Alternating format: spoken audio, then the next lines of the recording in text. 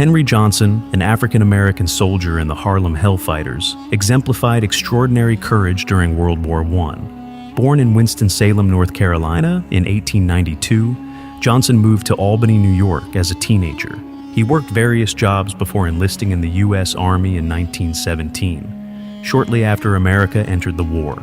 Assigned to the 369th Infantry Regiment, an all-black unit later nicknamed the Harlem Hellfighters, Johnson and his comrades faced racial segregation and discrimination within the military.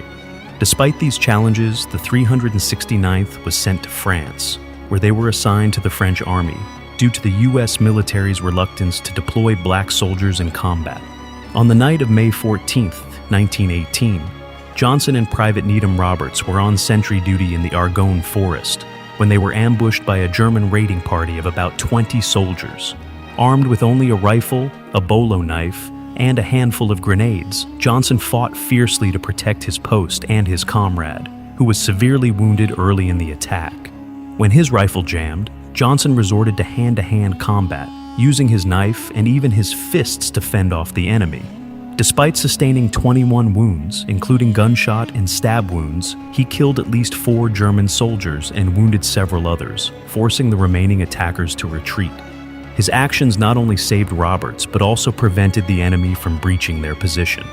Johnson's heroism earned him the nickname Black Death from the Germans and widespread acclaim from the French, who awarded him the Croix de Guerre with a golden palm, their highest military honor.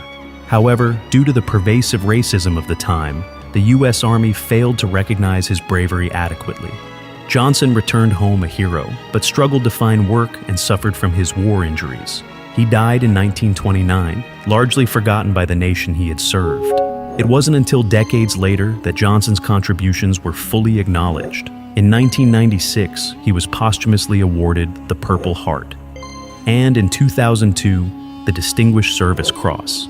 Finally, in 2015, nearly a century after his heroic stand, President Barack Obama awarded Johnson the Medal of Honor, the nation's highest military decoration. Henry Johnson's legacy endures as a symbol of courage, resilience, and the fight for recognition of African American soldiers' contributions to American history.